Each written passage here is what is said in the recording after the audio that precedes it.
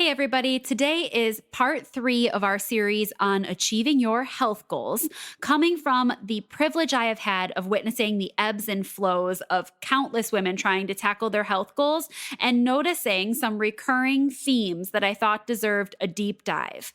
This is brought to you by my urge to uncover with you the patterns that have led many amazing clients and myself to stumble on our health goals. Keeping it real, we've all been there. We've all been chasing those seemingly unattainable expectations and falling short of our health goals, wondering why they never just stick or we can't really seem to get on top of things. We've already talked about managing our expectations, and we've talked about building a support system to help us along the journey. Today we're talking about probably my favorite topic, which is SMART goals. Setting goals that are specific, measurable, etc., that help us to really tackle things in a way that is systematic and achievable.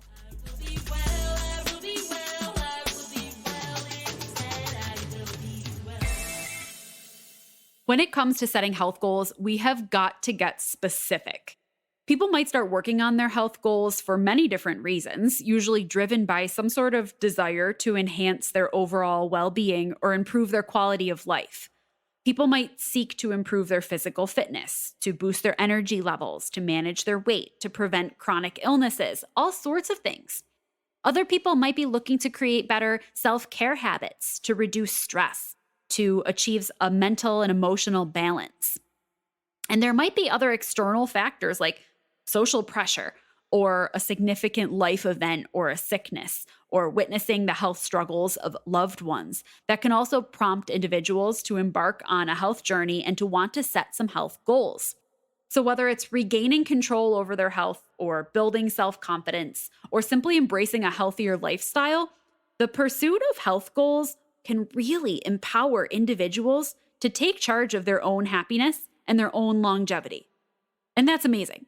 That is what I am here to encourage and support. Embarking on a journey toward better health is a totally commendable decision, all on its own. But if you want to make any of those aspirations or big dreams or health goals into reality, we can't just say we want to do them and hope for the best. One of the main reasons that I see people not succeeding in their goals, truthfully, is that the goals they are setting are general or ambiguous. So today we're going to explore the importance of setting goals that are specific, measurable, achievable, relevant, and trackable, aka SMART, in order to achieve lasting improvements in our health and our well-being. I want to say here that it is not your fault if you have not been achieving health goals. If you have been setting these really big, ambitious, heartfelt ideals for what you want your health to achieve or accomplish, and it's not happening, that's not your fault, okay? I want you to understand first kind of the ins and outs of goal setting and understand why we struggle to set clear health goals, so you know that this happens to people all the time, for lots of reasons. And it has nothing to do with your ability to tackle goals. It's just that things get in the way of that. And we want to learn how to set specific goals so that we can change the patterns of what we've always done. Sometimes we don't set ourselves up for long-term success because we just don't know what we don't know. We don't know that our goal is not specific enough. We don't know that if we had a certain way to track it, it would become more effective and we become more accountable. So it's okay to not know that what we've been trying to do isn't really going to come to fruition. I'm glad that your hopes and your ambitions are still there. There's also an abundance of health and wellness misinformation that is out there that can be really making it challenging for individuals to discern what is actually relevant to their specific needs, what actual specific thing they should be working on. If one person tells you to eat a lot of carbs and the other person tells you to eat no carbs, that just leads to confusion and you don't even know how to set a specific goal anymore. You just want to eat better, you want to feel better, but you're not really sure what better is. That's okay. So acknowledging that sometimes we don't know what we don't know and that we need to seek out more real research-based actual information or a person who can help us with that is totally okay. I also see people stumble in their health goals because they're a little bit afraid of the specific level of commitment that it might entail.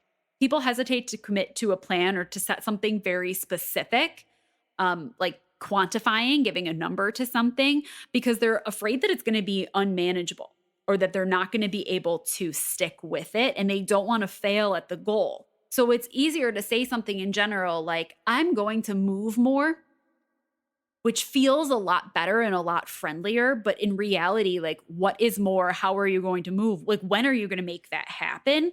Are details that need to be hammered out in order to actually see progress toward what you're trying to do. There's also the issue of like biting off more than you can chew or having these big ideals and not having figured out how to make it a habit into your current routine or your current lifestyle. So if I say like I want to go to the gym 4 days a week, that's a really specific and awesome thing for me to want to do.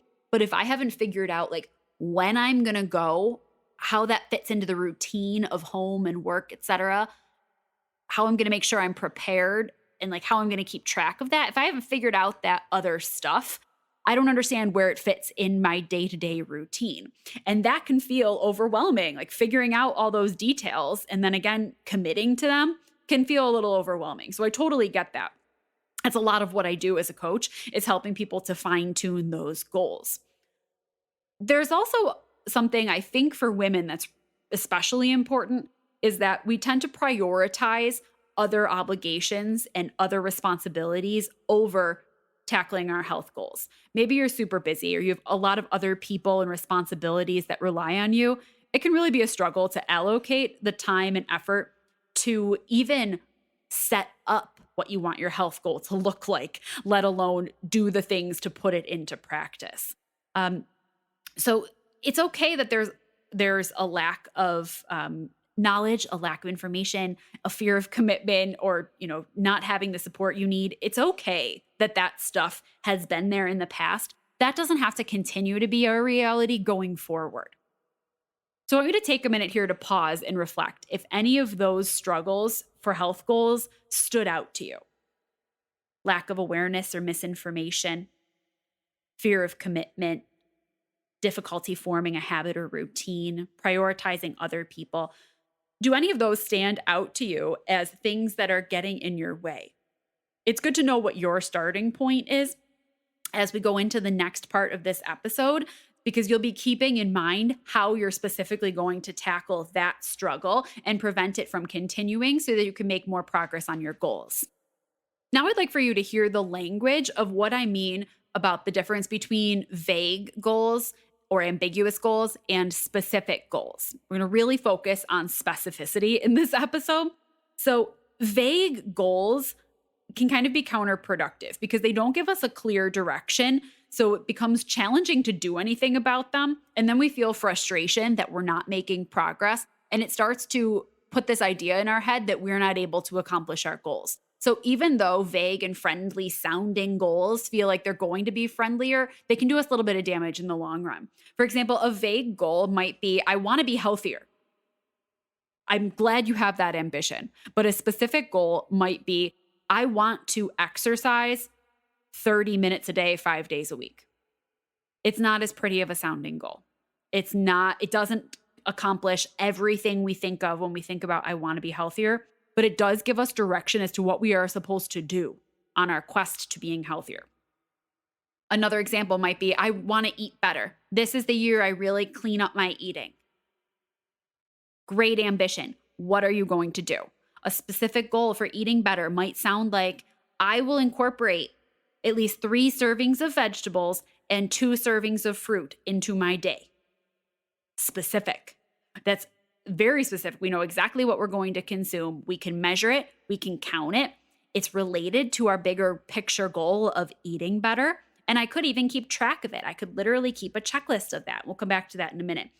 Another vague goal that people think is specific. So like, I'm going to drink more water. Maybe we set a goal at the beginning of the week. Man, I did not hydrate the way I needed to last week. I'm going to drink more water this week. Well, how much more? And how are you going to make sure that that happens? If I could say, I am going to drink at least 5 glasses of water every day, and then I leave a specific glass on the counter next to the sink, I am much more likely to actually achieve that. In the same way, I'm going to start exercising more. I really sat around the house last week, or we did a lot of activities and I didn't really move my body. I'm going to start exercising more this week. Vague. Specific alternative. I will attend yoga class twice this week and go for a 15-minute walk on the other days.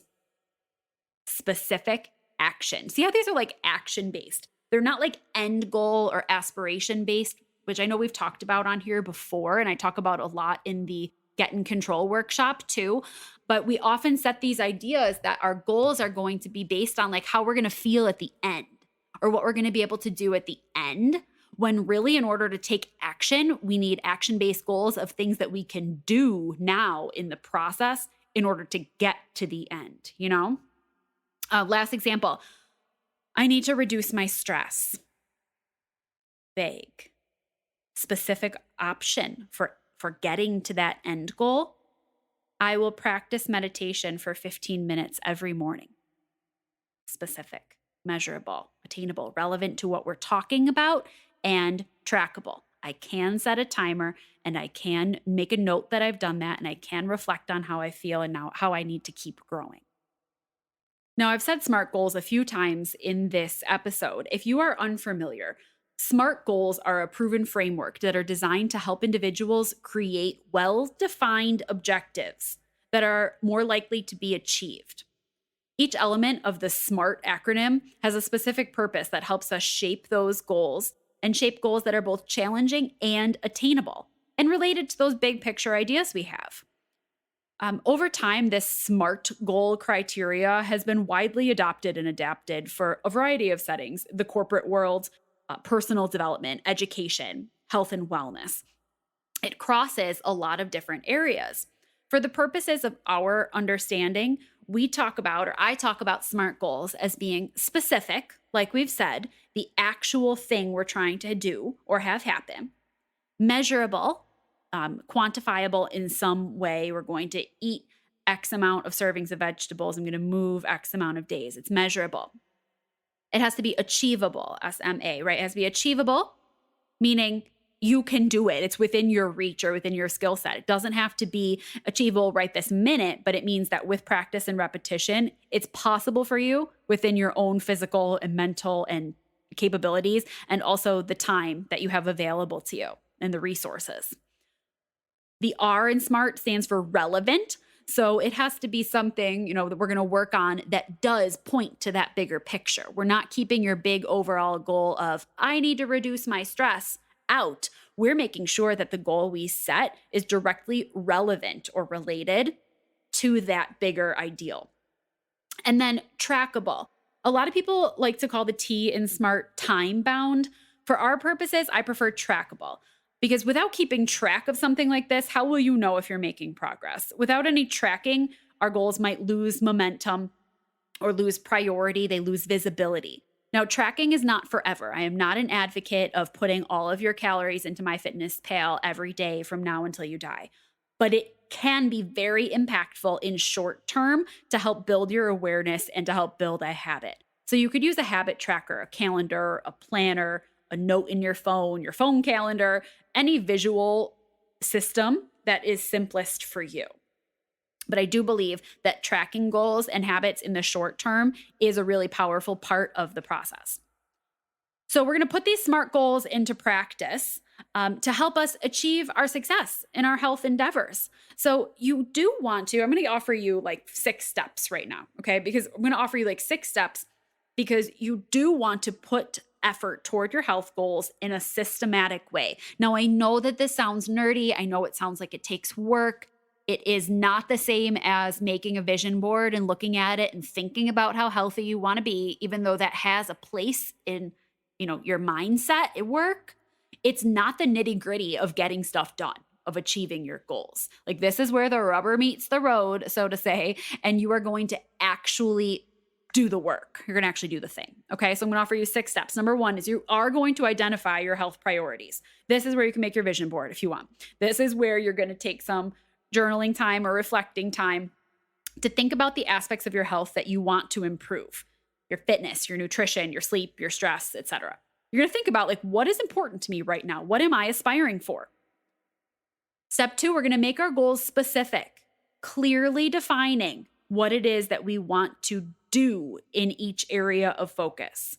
So if my health priority, big picture is I want to feel healthier. I'm envisioning feeling vibrant and energetic. Okay, well, when we get specific here, we're going to say, I'm going to eat 5 servings of fruits and vegetables a day. Not so pretty, very actionable. Or I'm going to meditate for 5 minutes every morning. Specific. We're going to find some way that we can measure that progress. And I guess tied there in number 2 is like specific and measurable because it's some clear action and a quantity attached to it. Like I said, 5 servings of fruits and vegetables, 5 minutes of meditation every morning. Okay, so it's specific. It is measurable. It is achievable. And achievable and trackable kind of go together for me. We want to make sure this is something that we can actually do within the logistics of our life and our physical capabilities, and then find a way that we're going to keep track of it.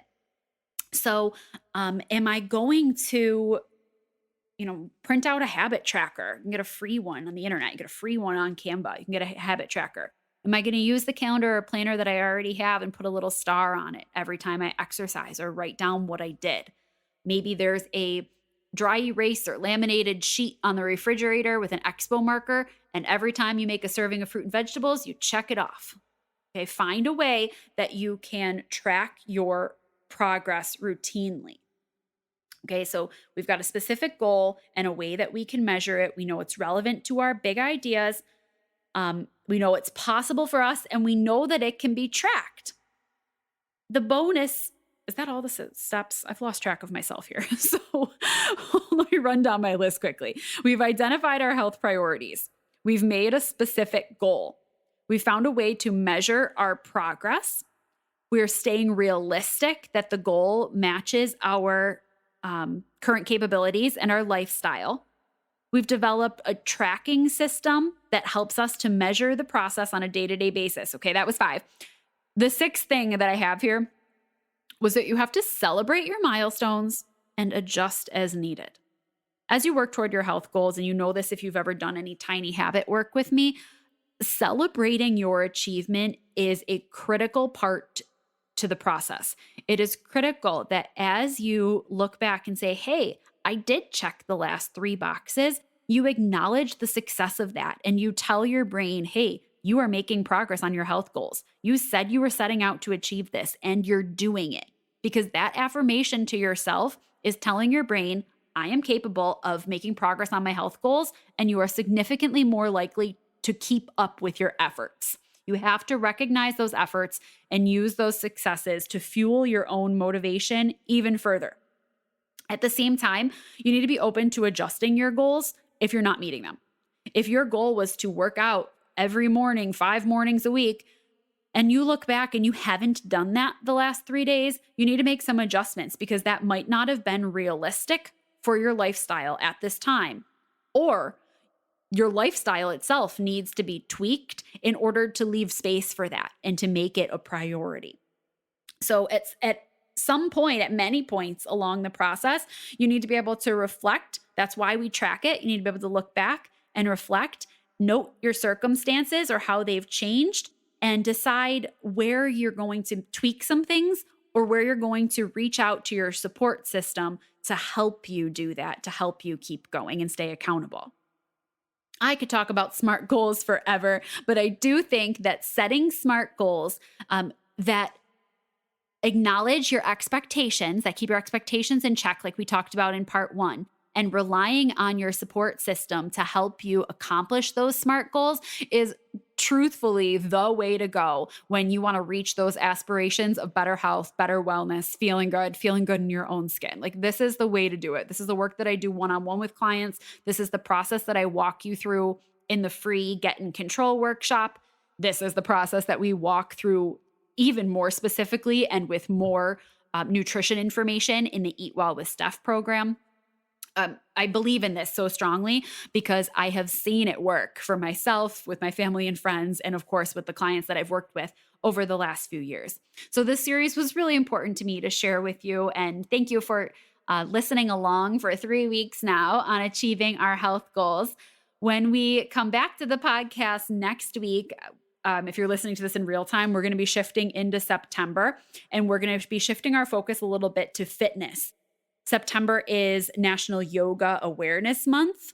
September also has National Women's Health and Fitness Day. It has National Family Health and Fitness Day. So there's lots to talk about when it comes to movement, when it comes to eating for exercise and how to fuel ourselves and how to recover from exercise. And I'm also excited. I'm going to be talking with a yoga instructor who owns a studio near me and is someone that I practice with on a regular basis. She's going to be coming in and chatting about yoga with us a little bit for Yoga Awareness Month. So lots of exciting stuff coming up for the fall. Thanks for being here, guys. If you found any of this helpful, this episode or anything else in this series, if you could send it to a friend, encourage them to subscribe. If you could turn on your downloads, leave a review on Apple Podcasts, any of those awesome things. They only take a few seconds each to do, but on the other end, on this creator end, they mean so, so much. So thanks for being here, you guys, and I'll talk to you soon.